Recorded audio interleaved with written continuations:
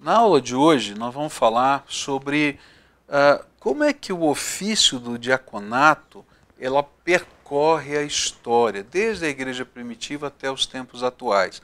É interessante a gente ver isso para perceber como é que a igreja, na sua dinâmica, vai trabalhando com o ofício diaconal. A gente vai perceber também que as questões com relação à estrutura da igreja, elas não são dogmáticas. A função, a visão, ela pode ser bíblica, mas o âmbito total vai mudando conforme a necessidade e também há distorções na história. Como é que era a questão diaconal no Novo Testamento? Então a gente vai ver lá em Filipenses capítulo 1, verso 1, que está escrito assim: Paulo e Timóteo, servos de Cristo Jesus, a todos os santos em Cristo Jesus que estão em Filipos, com os bispos e diáconos. A gente vai encontrar em muitas outras referências do Novo Testamento uma ordem em que aparece as palavras. Normalmente bispo ou ancião e diácono em segundo lugar ou último lugar dentro dessa conexão dos oficiais da igreja. Isso porque na igreja primitiva os diáconos eram vistos como auxiliares dos pastores ou dos anciões ou bispos, como nós vimos na lição passada.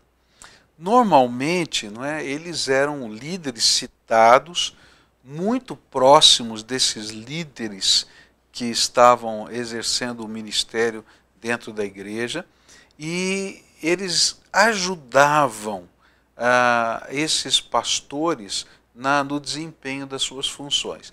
O que a gente vai encontrar no Novo Testamento que claramente eles faziam? Eles atendiam às necessidades dos pobres, eles auxiliavam nos batismos. Isso não está propriamente no Novo Testamento, mas num livro histórico, logo do primeiro século, do ano 90, mais ou menos depois de Cristo. Só para você ter ideia, no ano 90 também foi escrito o livro do Apocalipse, tá? Então, bem no final dessa era dos apóstolos, que se chamava Didaquê. Nesse livro Didaquê você vai encontrar o ofício diaconal. O que eles faziam? Eles atendiam às necessidades dos pobres, eles auxiliavam nos batismos. Esse auxílio não era só investir a toga, mas auxiliavam discipulando, ensinando os novos convertidos.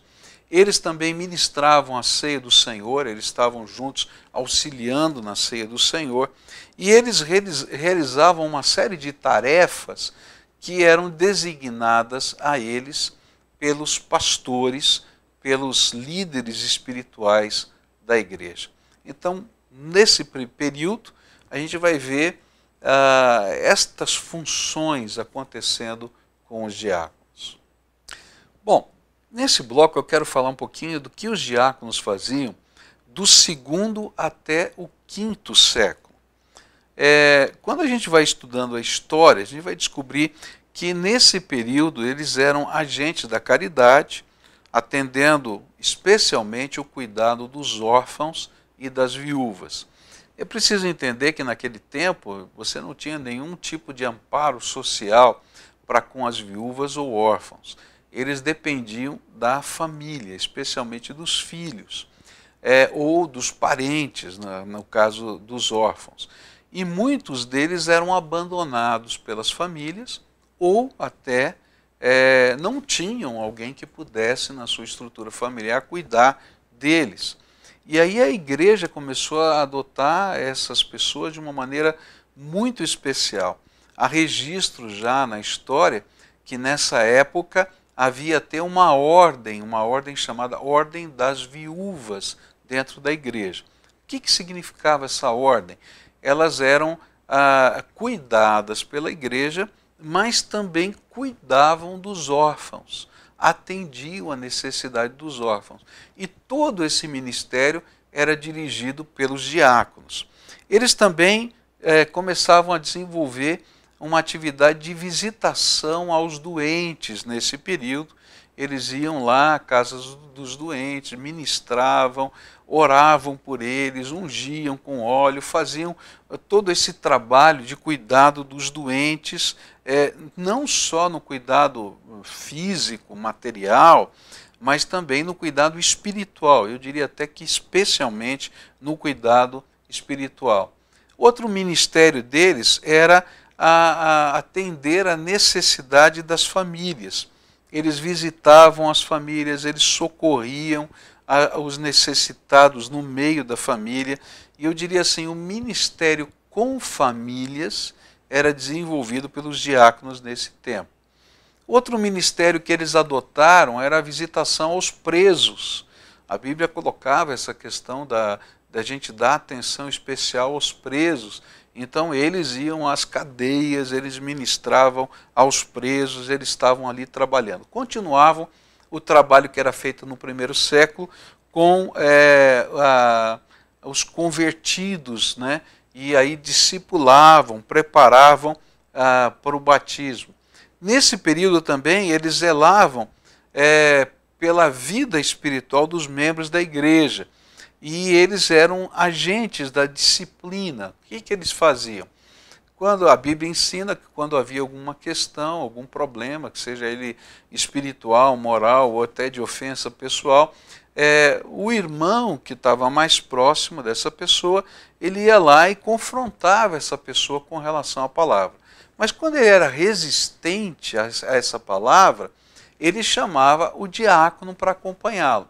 Tem que lembrar que nesse período da história, ainda, até o quarto século, terceiro, quarto século, não vai existir templos. Tá? A igreja ela se reunia nas casas. Por isso era tão importante a presença dos diáconos nesse ministério, porque eles representavam os líderes dessa igreja maior, que era a soma dessas, vamos chamar de células, espalhadas nas casas. E eles então cuidavam da disciplina. Então o líder, vamos dizer assim, daquele grupo familiar, ele confrontava uma pessoa. Essa pessoa endurecia o coração, ele chamava o diácono. O diácono ia com eles lá e confrontava de novo essa pessoa. Se não houvesse mudança, eles chamavam o bispo. E aí, nessa terceira vez, se não houvesse mudança, havia uma disciplina, uma exclusão ou alguma outra coisa que era feita na vida daquela igreja. Então eles ministravam nessa área. Eles também tentavam restaurar os disciplinados.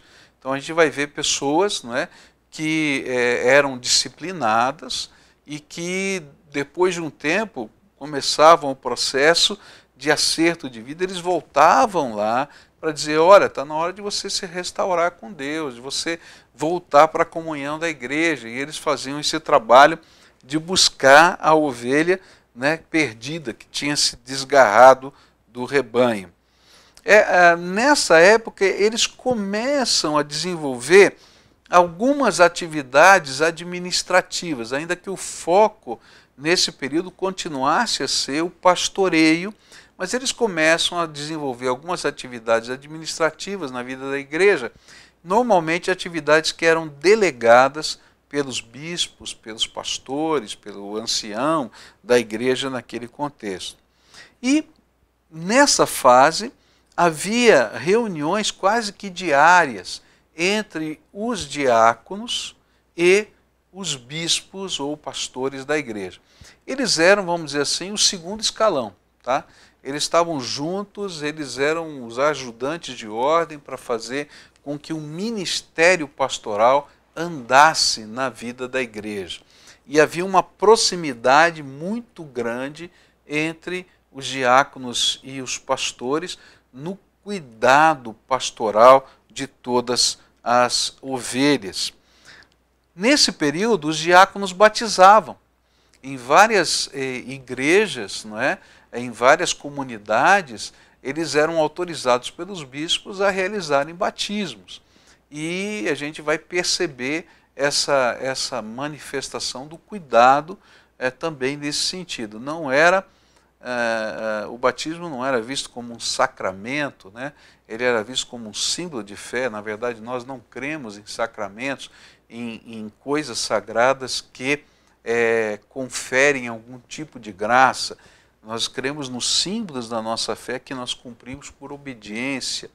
E eles então praticavam os batismos também e também praticavam a distribuição da ceia do Senhor, às vezes até sem a presença de nenhum pastor ou bispo, mas eles eram os oficiais da igreja que estavam ministrando aqueles símbolos da fé no contexto da igreja. Essa era a experiência diaconal nesse período entre o segundo e o quinto século. Agora a gente vai olhar um pouquinho a função diaconal durante o período da Idade Média. Tá? Nesse período a gente vai encontrar uma grande força na Igreja Católica medieval. O diaconato começou a ficar diferente nesse período daquilo que era o Novo Testamento e do segundo até o quinto século. Ele passou a ser uma ordem inicial dentro do clero católico. E surgiu dentro desse período a figura do arquidiácono. O que é o arquidiácono? Ele era o ecônomo da diocese, vamos pensar assim, ele é o cara que cuidava, tá, da grana, do dinheiro, da administração, de toda a área onde aquela igreja tinha influência. Por isso ele começou a se tornar uma pessoa muito poderosa, porque ele estava controlando o dinheiro, controlando a administração. E quando eles se tornavam poderosos demais, o bispo promovia a ordenação ao sacerdócio. Por quê? Porque ele começava a conflitar com a autoridade do bispo. E se ele fosse um sacerdote, ele estaria debaixo da autoridade do bispo. Nesse período da história, começa a haver um conflito entre a figura diaconal e a figura pastoral. É interessante que esse conflito ele vai perdurar em muito tempo na história da igreja. Quase que uma luta de poder, tá? Porque eles assumiam a função administrativa e com isso entrava em conflito com a visão pastoral. E aí havia pressões. No 8º século até o 13º século, o poder do arquidiácono vai crescendo gradualmente. E ele começa então a ter forte influência nas questões episcopais. Por isso, lá no 13º século, essa função arquidiaconal deixa de ser dos diáconos e passa a ser uma função do sacerdócio para que esses conflitos pudessem ser minimizados. Um grande problema na igreja, que vai acontecer sempre, é disputa de poder. Então, quando você tem qualquer área, não é só a questão pastoral, diaconal, mas você começa a ter conflitos de poder, você vai ter uma questão difícil dentro da igreja, a igreja vai se dividir, vai guerrear entre si. E no diaconato isso aconteceu nesse período, com essa função do arquidiácono, que era o gestor geral da igreja e que batia às vezes com a visão ministerial e a visão ministerial com a visão da gestão. E esse foi um grande problema na Idade Média, que vai depois ultrapassar em momentos modernos da visão diaconal. Bom, agora o período que a gente vai analisar é o período da Reforma. O período da Reforma, a gente precisa entender um pouquinho o contexto, que a Reforma não foi um movimento único, um movimento completo, geral. A gente vai perceber movimentos reformadores ao longo de um determinado tempo, lá desde João Hus, até que eclode realmente a Reforma em 1532 com Lutero. Mas mesmo Lutero, ele não foi o único. A gente vai encontrar Calvino na Suíça, Zwinglio também na Suíça, cada um deles desenvolvendo movimentos reformadores. O que era o movimento da reforma? Era um sentimento de que a Igreja Católica medieval havia se afastado tremendamente das Escrituras Sagradas e na sua estruturação, vamos dizer assim, o governo, a parte, vamos dizer assim, organizacional da Igreja tinha se tornado muito fora daquilo que era a Escritura, mas isso também afetou a doutrina, isso afetou a questão de modo de vida, a fé se tornou quase uma cultura e não realmente uma experiência pessoal. E então a grande ênfase da reforma foi voltar às Escrituras. E para a gente poder entender um pouquinho o que aconteceu com o diaconato nesse período, a gente vai olhar dois personagens apenas, que foi Lutero e Calvino, os grandes reformadores, para a gente poder entender o que aconteceu. Lutero via o diaconato, não é, como um ministério, como parte da função ministerial. E na leitura dos evangelhos e nas epístolas, ele via esse ministério, não é, como um ministério de ajuda aos pobres da igreja. Ele olhou muito forte para Atos 6 e concentrou a visão do diaconato na ajuda aos pobres, no trabalho social da igreja. Lutero também designava ajudantes para a tarefa da pregação, e ele começou a introduzir os diáconos na proclamação do Evangelho. Então, numa aplicação assim um pouco mais contextualizada ao nosso jeito batista de ser, os diáconos eram os pregadores que pregavam nas congregações. Então ele fazia uma escala, ele treinava teologicamente os diáconos, preparava para que eles pudessem pregar, e eles então saíam em rodízio pregando nas várias localidades. É importante saber que Lutero era um tremendo de um pregador, e ele pregava 6 vezes por dia na paróquia dele, na igreja dele, e era uma coisa tão séria, tão séria, que as pessoas tinham que pegar uma senha, não é, para assistir um culto, porque não cabia todo mundo dentro da igreja, então eles pegavam a senha para o culto das 6 da manhã, para o culto enfim, né, nos vários horários, 6 vezes por dia ele pregava. Mas ele começou a perceber a necessidade de expandir essa pregação do Evangelho. Então ele usou os diáconos numa visão ministerial, eles não eram de tempo integral, eles eram leigos que estavam trabalhando, mas eles eram treinados, capacitados, e na forma de rodízio, eles levavam a mensagem do Evangelho a outras localidades. E então eles tinham uma função bem ministerial.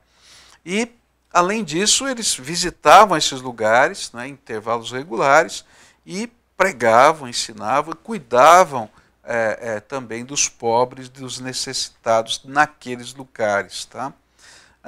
A grande contribuição de Lutero foi a ênfase no sacerdócio universal de todos os crentes. Ainda que ele valorizasse muito a função diaconal, ele ensinava que todo crente era um sacerdote e todo crente tinha que desenvolver uma missão sacerdotal e participar da ação da igreja. Então, para mim, essa foi a grande contribuição de Lutero. Depois a gente vai para Calvino. João Calvino dividiu a igreja em 4 classes de oficiais: pregadores, mestres, anciãos e diáconos.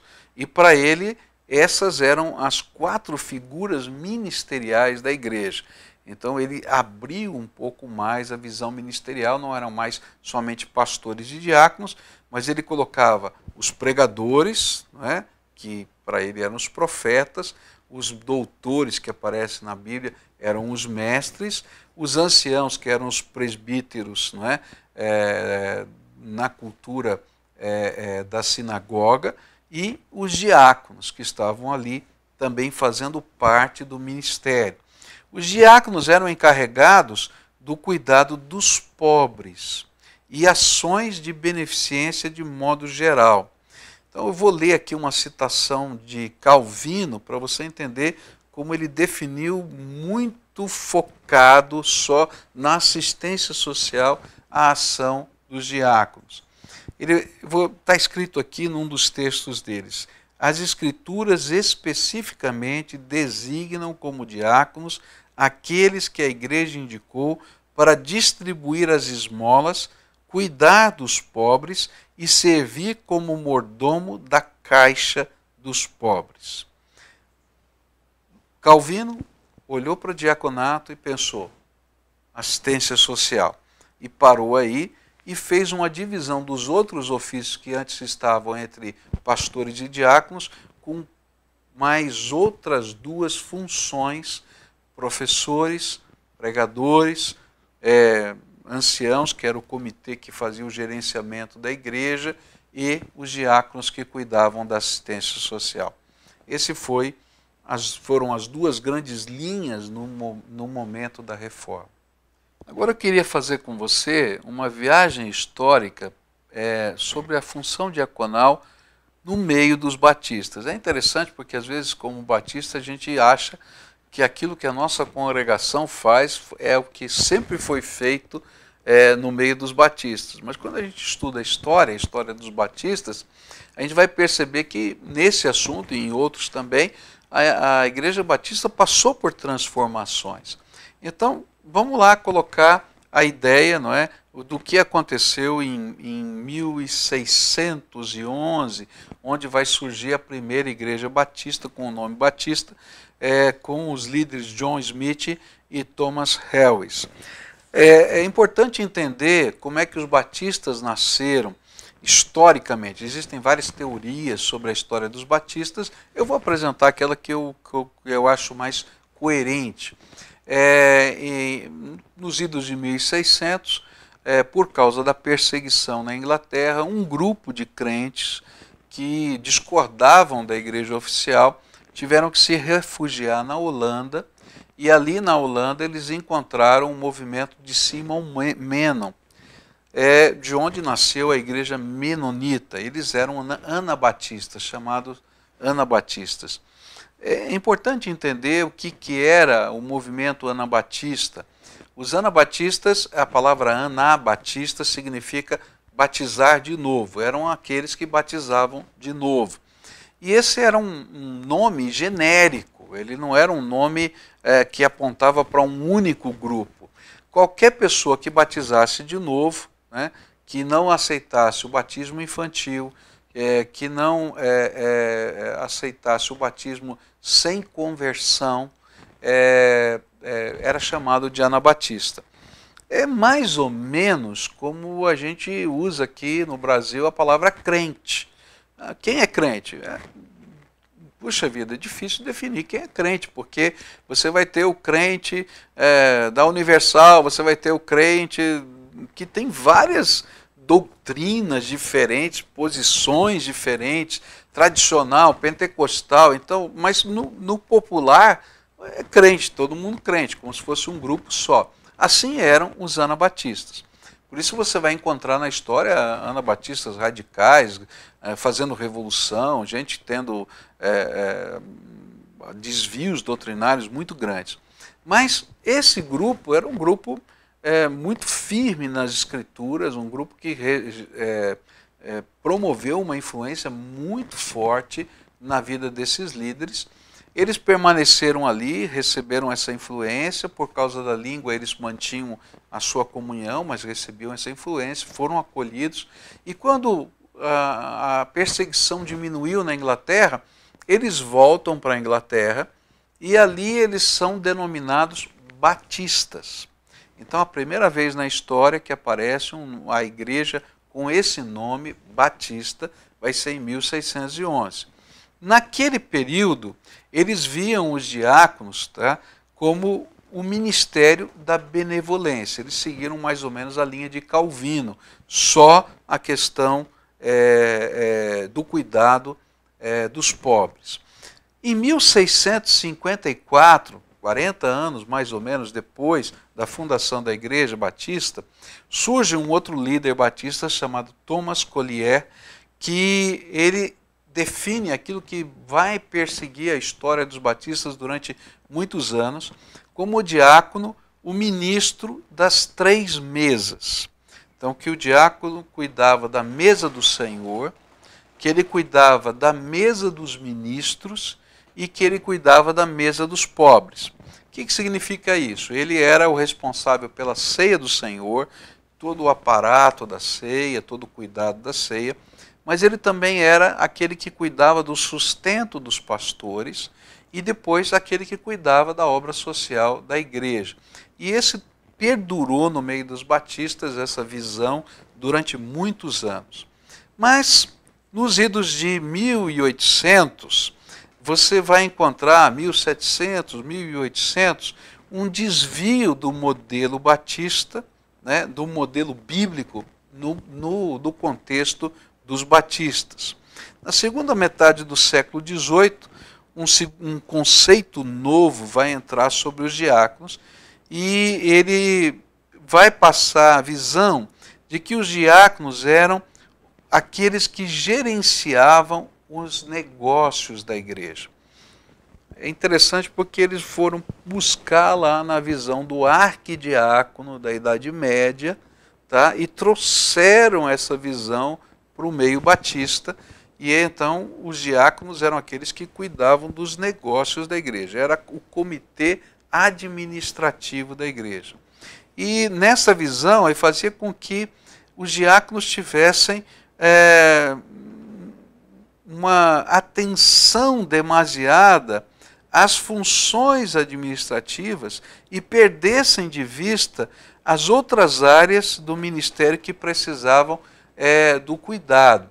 É importante perceber que pastores e diáconos são os 2 grandes oficiais na visão batista.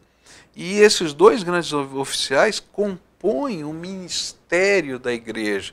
Pastores e diáconos compõem o ministério, por isso eles são os 2 oficiais da igreja batista.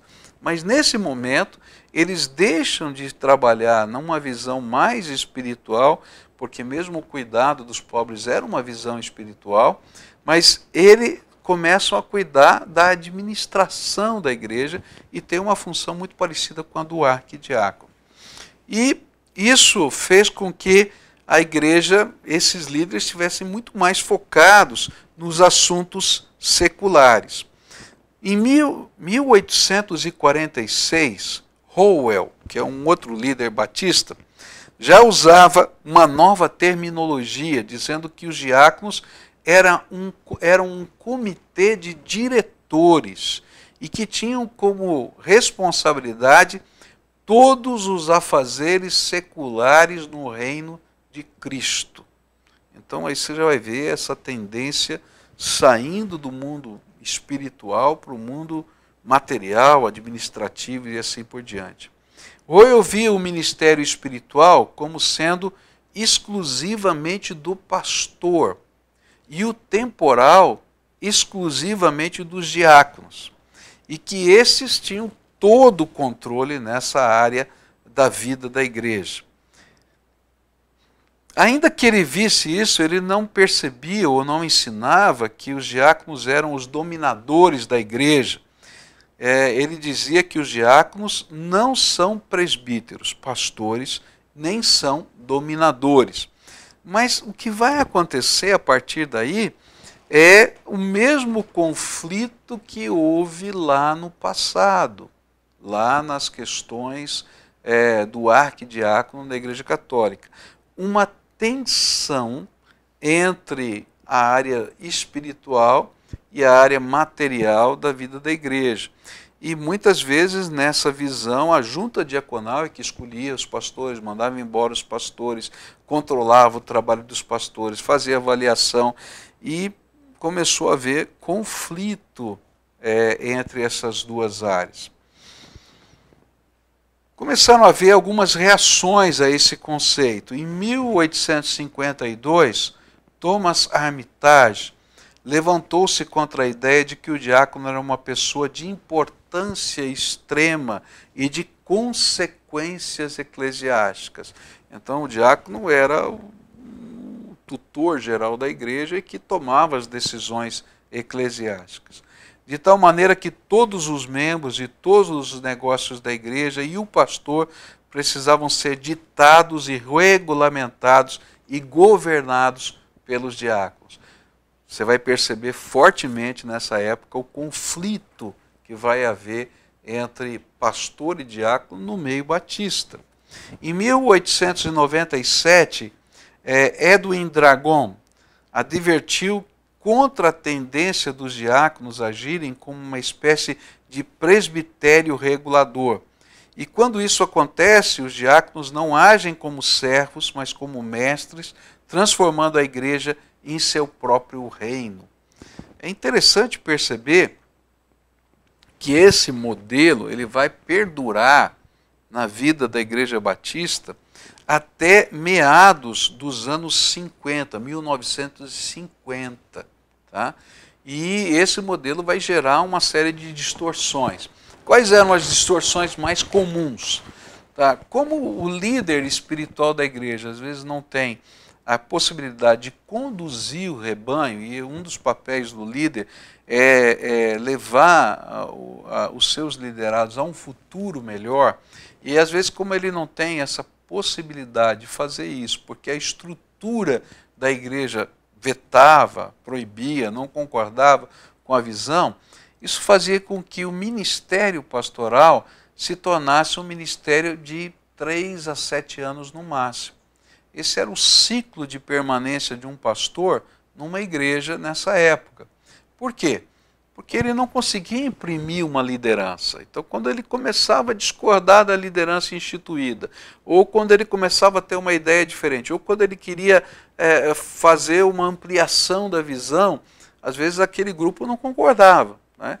E nas igrejas, vamos dizer assim, rurais, isso se tornava um grande problema, porque você já tinha os grandes senhores das terras, né, que eram também senhores da igreja, e aquilo gerava um conflito político muito grande. Então essa foi uma dificuldade muito grande e fez com que o ministério tivesse algumas lutas aí, e as igrejas também não tivessem uma continuidade de visão ministerial muito forte. Bom, na década de 50, né, começa a surgir, 1950, começa a surgir um movimento dentro do meio batista, especialmente nos Estados Unidos, de retorno à Bíblia, de entender o ministério diaconal à luz da Bíblia e não à luz daquilo que era a tradição batista.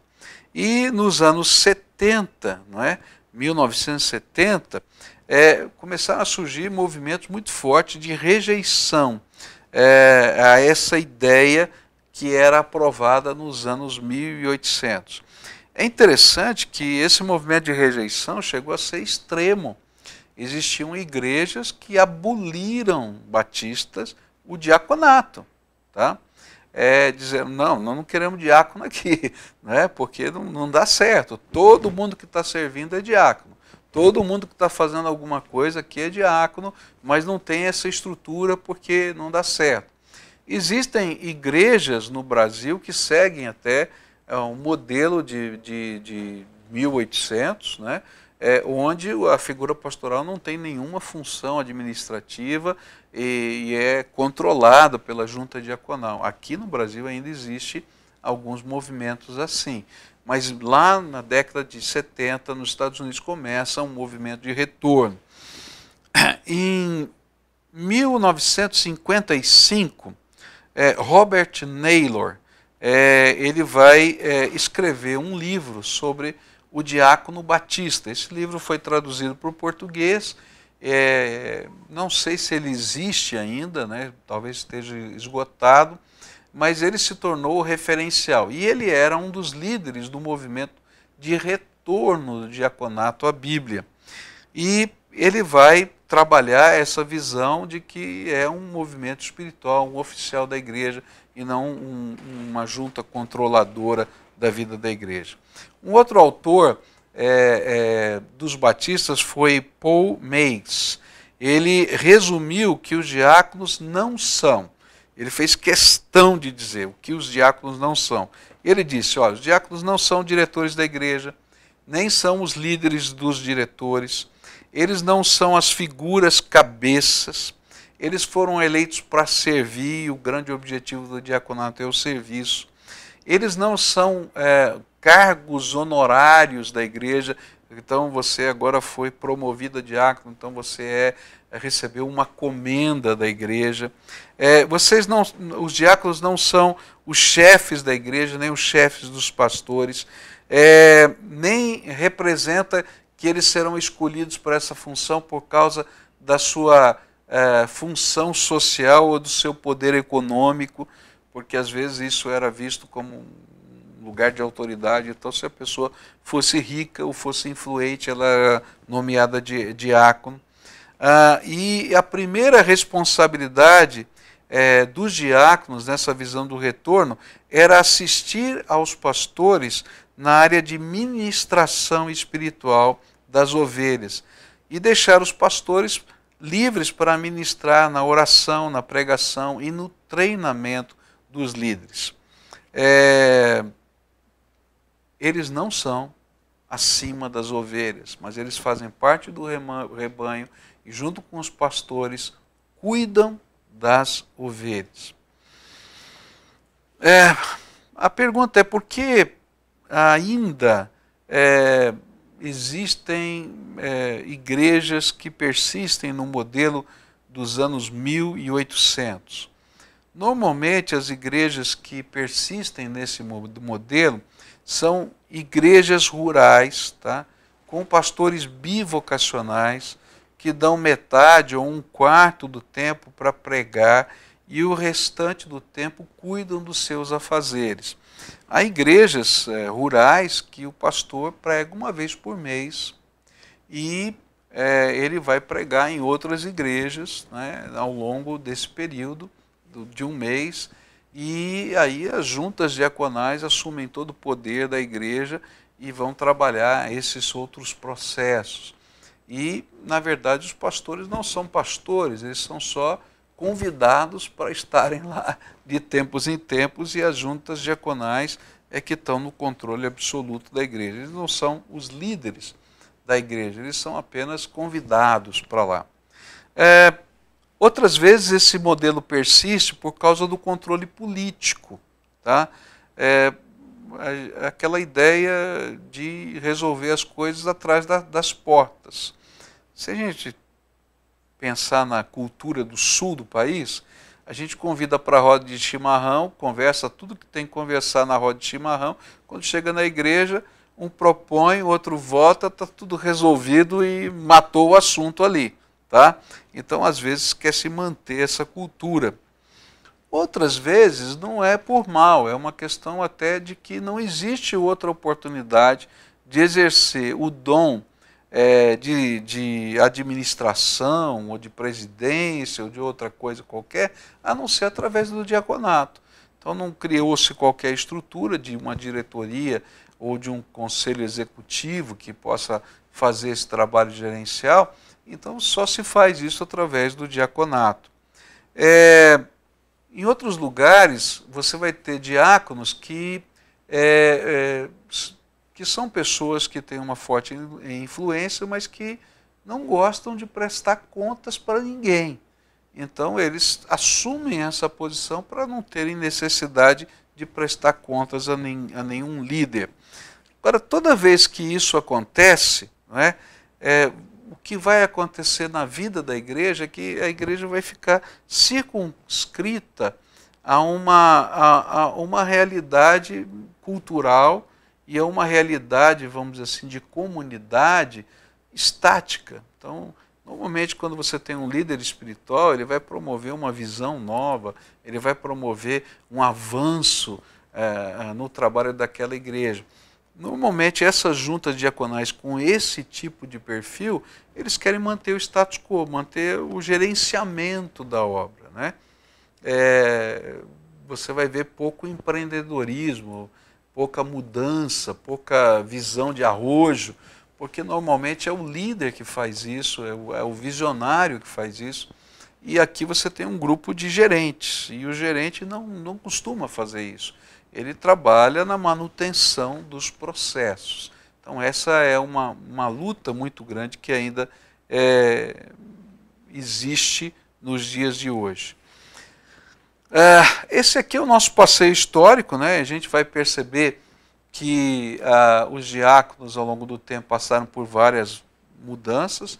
Nos dias de hoje, a gente vai perceber uma tendência de retorno às escrituras, especialmente ao modelo do segundo século, onde os diáconos pastoreiam junto com os pastores, cuidam das pessoas num sentido mais amplo, exercem funções ministeriais junto com os pastores, ainda que sejam pessoas que trabalham, que têm o seu dia a dia, não estejam em tempo integral na vida da igreja, mas que exercem junto com os pastores o cuidado do rebanho.